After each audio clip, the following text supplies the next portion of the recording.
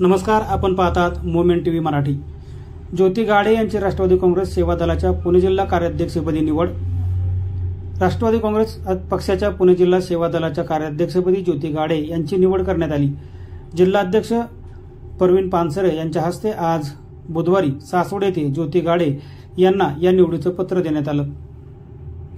त्याचबरोबर आज सासवड येथे झालेल्या बैठकीमध्ये पुरंदर आणि बारामती तालुक्यात राष्ट्रवादी सेवा दलाच्या कामासंदर्भात चर्चा करण्यात आली। पुढील काळात चांगल्या पद्धतीने काम करून समतेचा विचार सर्वसामान्य समाजापर्यंत पोहोचवण्यासाठी प्रयत्न करणार असल्याचं परवीन पानसरे यांनी म्हटलंय। यावेळी बारामती शहर सेवा दलाच्या अध्यक्ष अनिता जाधव यांनी गाडे यांना पुढील वाटचालीसाठी शुभेच्छा दिल्या। मोमेंट टीव्ही मराठीसाठी छायाताई नांदगुडे, पुरंदर।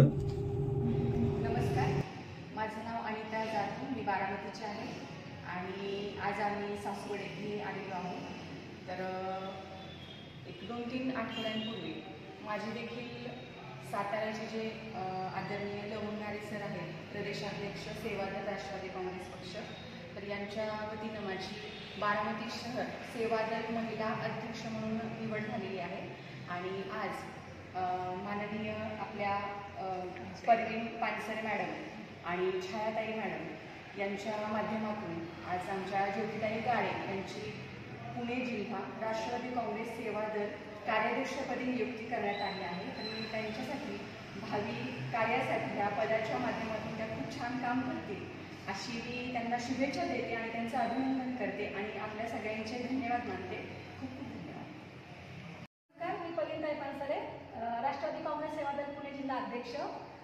सध्या मी महाराष्ट्राचे उपमुख्यमंत्री अजितदादा पवार तसेच राष्ट्रीय अध्यक्ष महाराष्ट्र प्रदेश अध्यक्ष लवंगारे साहेब, मुख्य संघटका महाराष्ट्र अध्यक्ष पवार यांच्या नेतृत्वाखाली राष्ट्रीय सेवा दलाचं पुणे जिल्हा आणि पुरंदर तालुक्यामध्ये काम करत आहे। सध्या पुरंदर तालुक्यामध्ये महिला संघटना वाढवण्याच्या दृष्टीकोनातून आम्ही वेगवेगळ्या तालुक्यामध्ये दौरा करून महिला संघटित करून त्यांना पदनियुक्तीचे कार्यक्रम चालू आहे।